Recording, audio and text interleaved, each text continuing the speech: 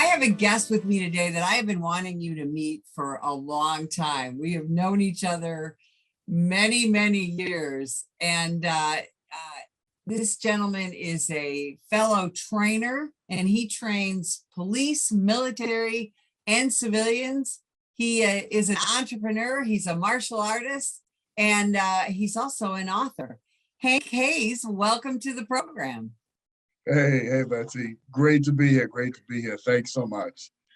So I want people to know a little bit about your background. And when I had the opportunity to interview you years and years ago, and one of the things I loved about your story was how you became involved in the martial arts as a little kid growing up in New York. Can you talk about that for a second? Yeah, sure. So it's funny. So my mom still lives in the same house, same phone number, and the only Black person in the middle of that Italian neighborhood. And it's a New York thing. It's hard to explain to people who don't know how New York is, because the Italians live here, the Mexicans live here, the Russians live here, and that's just the way it is. And it'll probably, I don't know, just be that way. I don't know. But so back in the 60s, and people might say, well, why the heck did your parents move into a all white Italian neighborhood in the 60s? And yeah, it's a good question. And back then, there were no well-to-do Black areas. And my parents were pretty well off and stuff like that. So we moved into this area, but it was not absent the roughness of New York City. So I grew up, it wasn't, and this is at age 5 and 6, it wasn't if I was going to get into a fight, it was when, with how many, and what weapons did I have to defend myself against: the garbage can, the lunchbox, the stick, the baseball bat, whatever it was. And so, and in my little brain at that age, didn't understand why I wasn't accepted because of the color of my skin. So I got really, really angry. And that anger turned into, retaliating and responding back. And what I learned at a very, very young age, and this is just what it is that if you knee somebody in the nuts or you stick a finger in their eye, that they're gonna respond and you're gonna get a position of advantage. So I was like, oh, okay, well, this is something that can get people off of me, all right? So then I started officially the martial arts at age 10. And when I did, it wasn't the thing that was going to do that to people, meaning at the bus stop, putting someone in a judo hold wasn't going to get that person off me with the same efficiency as kneeing them in the nuts or a good headbutt or any of that stuff. So little did I know I was doing fight combatives at that young age, but I just knew that worked. And I think the transition and the bridge over into how I got into law enforcement training is kind of a windy road, but this story will illustrate it. So here I am, 12 years old. I'm out playing, and I come home and I'm just about to open the front door, and I can hear my mom crying out through the front door. And I go inside, and she's just bawling, right? And so there was this other Black family that we knew from church, and Mr. Hunt was a New York City police officer, and he was killed in the line of duty. And oh my gosh. So the first funeral I ever go to in life is a New York City police funeral. And I just remember saying, somebody ought to do something about that, and I'm going to have a part to play in. That is extraordinary. And so you grew up and you didn't go into law enforcement. You went a step further, and because you're such an entrepreneurial guy, You started your own training company, didn't you? Yeah, so I had this idea for an invention, and we went through the prototype, then I got it patented, and then so it's the simunitions of edge weapons, and then that got us the government asking to, hey, we need this tool, and then they bought the tool, and then they needed training. And that's really how the whole thing started.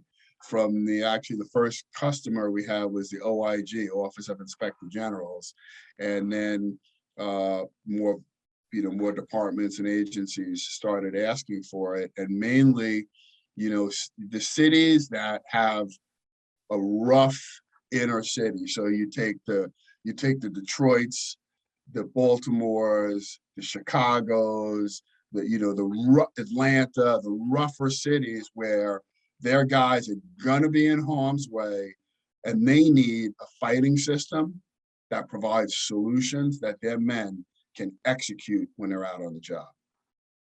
Absolutely. And they're women too. Absolutely, yes, yes, of course, yes.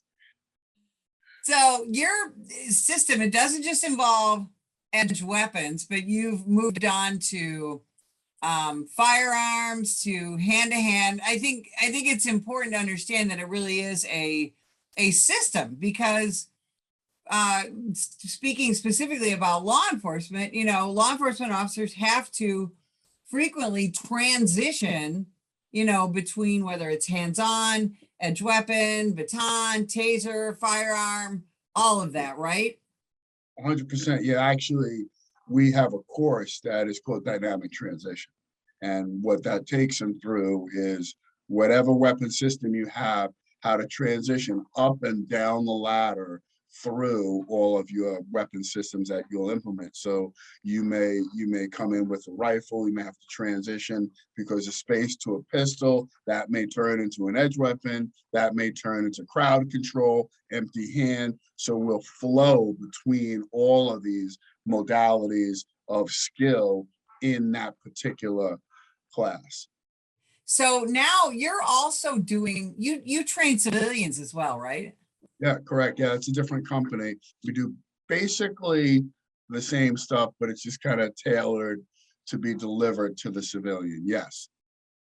So when you talk to civilians about protecting themselves, utilizing different weapons, how does that differ? And what do you say to people who say, we as Americans, we don't need firearms, citizens, we don't need firearms. We don't need to be learning to fight people. We don't, we should just rely on the police to protect us. What do you say to those people? Yeah, it's it's great that you asked that question. So this coming year, I'm going to be 59, right? So I've been professionally in this space, full time doing this for, it will be 24 years, right? And to be frank, I don't have the time or inclination to argue with people about a subject that we know far more about and the truth on, right? So, I would, depending on the individual, what I might say to them is, listen, bad guys are always going to have guns. They're always going to be able to get guns. And one sure way to affect a change on that evil is a weapon system. And a weapon system, a firearm is just an outstanding tool to be able to do that with. In fact, so, and I have this, it goes with me everywhere. It doesn't leave my side or my person. And yes, it is fully loaded because it should be fully loaded, right? Yeah, so, there are those who are going to want to be in that camp of not having firearms. And I just, they can do whatever they need to do. But I know for me and my family and for the camp that we're in, that we have this Second Amendment and we're gonna be responsible and safe. But when it's time to, after we've exhausted all avenues of distraction, diffusal, de-escalation, And if when we have to do what we have to do, that's what it is. There isn't a there's this line, and once that line has been crossed or those boundaries have been crossed, we may have to resort to that use of firearm. And I want to emphasize that your training, all of your training includes verbal skills, doesn't it? Yeah, absolutely. That's a key tool, because that is a weapon in and of itself, that someone has to respond to a verbal command mentally, internally. So you say, listen, put your hands on that vehicle. And then I say, put your hands on that vehicle while I'm transitioning around them. So now they have to move to us. And all of those things are going to aid us, but also we are communicating fully that when we take this thing down the road in the court and in the court of public opinion, we have articulated, don't come any closer. I don't need any help with my bags, or I don't, you've entered this house, I'm armed, go out the same way you can, or you're going to get shot. But whatever the commands are going to be, that you have demonstrated control, demonstrated the ability to articulate that, and hopefully they're listening to it. But then when it's reviewed later, we did all that we can do. We're not going to let them get close and inside our reactionary gap to then now have a fight of a different type. So we're very big proponents on verbal commanding and verbal de-escalation. Absolutely. We hear a lot of talk about that in police training, these days. And one of the things I also want to emphasize is the more that, would you say it's fair to say that the more a police officer practices with all their different weapon systems, the better they're going to be at it? Oh, without question, sustainment is a major part. So in the military, we do what's called ULT, which is unit level training. So after the guys come back from deployment, they got 2 weeks off, and then they go through the ULT, the unit level training cycle. And they're going through a whole training workup. Even when they're out at the, at the fixed base, they are still training. And that is something that is critically important. And we when we get together, we always talk about the level of fitness. And people, well, let me step back for a second. Here you are, a woman that has battled a pretty ultimate fight, right? And through this whole thing, you're staying fit, right? And what an example, right? That right there should be a moniker for people to go, well, wait a minute. If she's doing it with fighting this battle, and here I am, wait, what's my excuse? Because look at, and I'll just say it because sometimes commands won't say it, but anybody who's an LEO needs to have a sustainment fitness practice. That's just what it is. It can't candy coat it. And those of us who are the sheepdogs that are civilians,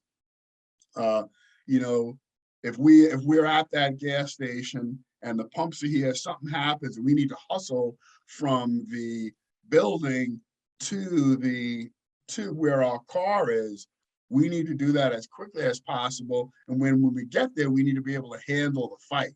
So fitness, and that's just a small example of one of many that illustrates that our fitness ability and sustainment training is key. And here's the thing, we're at a time period here in the United States where a lot of departments are very shorthanded, and we still have a lot of talk politically about defunding the police. And yet police training is expensive, isn't it? It's time consuming and it's expensive. And yet, these are perishable skills like you talked about. And now we're seeing law enforcement is actually some agencies are being forced to move away from a lot of training just because they don't have the staffing and they don't have the funding, right? What kind of a disaster is that ultimately going to lead to? Yeah, so I don't, I man, I don't even know who made that up, that whole defund the police. That is so backwards. These guys need more training, not less training. And when we take 5 officers, just say five of these, smaller cities, and townships, when they would take 5 officers off the street, well, wait a minute, we need to backfill that 5 that are off the street and get overtime for guys, that need to fill those slots or whatever it may be. Now you take that and you take a class of 30, well, where is the money coming from to backfill that, not let alone pay for the training? And when we have all the different modalities of long weapon, small weapon pistol, taser, de-escalation skills, verbal judo, traffic stops, that's quite a bit of training that needs to be recycled and sustained so we can function properly out there the way the citizens want us to. Right, exactly. Because it's the citizens we're serving. Now, Hank, if you weren't busy enough, you decided to write a book. Yes, yes, yeah, So yeah, yeah. I love the title, The 6 Bullets You Can't Leave Home Without. Talk about your concept for this book and what you hope to accomplish with it. Yeah, yeah, yeah. It's great, great, a lot of fun, and it's great to have to be, a published author. And it's a lift, it's a lot of work, but it's necessary work. And as I'm getting older here, I wanted to be able to document and leave legacy of our work and of our training methodologies and concepts and principles, right? Concept and principle. So that's a big one. So, well, you say, when do we have to be ready? We ought to always be ready. We ought to always be ready, 100%. So what does that consist of? Well, that's the right mindset. So what I thought of was, I said, so we have, dozens of people in the companies that I currently run, but I wanted to just hear from a couple of guys who, we got one guy that, he's down at Bragg, and I can't say his command, of course, and all that stuff, but we had another guy who's Navy Intel, and just a number of different guys. We said, you know what? How about if I task these guys with, we got a little mission, we got a little writing mission. And the mission is that we want to hear about what are the top 6 things, the top 6 things that you do not leave home without. And they were like, well, what do you mean, Hank? And I was like, think security mindedness and think how you go out into the world and what are the top 6 things. And they said, well, Hank, does it have to do with your weapon system? But that's it. You get no more information. All right. We want to hear, because we don't want 6 guys to all talk about their weapon system and their, self-defense rounds and their, no. We just want to say, what are your top 6 things? So we have 4 guys, and our authors are myself, Jared Grant, Dan Spagone, and Steve Johnson. And right now we got a 5-star rating, and we've been doing a bunch of different stuff with the local news and a bunch of different influencers, and it's been fun. But the most important thing is we get people to think about how are they leaving their home, and what are they doing when they're out there in these transition spaces, instead of switching things on to having, our face in our phone, we need in that transition space, we can just put the phone down and put our head on a swivel and be observing what's going on around us in real time. Once we get back in the vehicle and get on the road, that's when we can and should be talking to our phone with the with the great technology that we have, as opposed to being distracted by the tool. Right, awesome. Hank, where can people find you? Where can they find the book? Where can they find more about your company? You have a great social media presence, and I want everybody to meet you. Yeah, that's great. Well, we would love to have them out. All right. So our book, this can be found, The 6 Bullets You Can't Leave Home Without. That's on Amazon, and as well on our civilian company website, which is intuitivesp.com. And that's INTUITIVESP.com, the word intuitivesp.com. And then the military law enforcement company is NLB, November Lima Bravo tactical.com. And the socials are either Facebook at Facebook No Light Blades, and Facebook Intuitive Self-Protection spelled out, and Instagram is Hank Hayes _ISP. So a lot of stuff, and now we have interest in an ammunition company. So it's been a great ride. It's been a great, not without its hurdles, but a great ride. So that's fantastic. Hank, thanks so much for spending time with us today. And if you would like more information about the National Police Association, visit us at nationalpolice.org.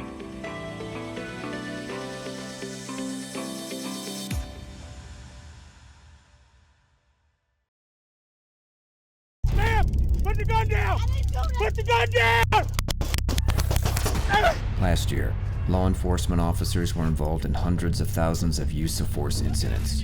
A use of force incident is when an officer must use nonverbal tactics to gain control of a dangerous situation. Put the knife on the ground.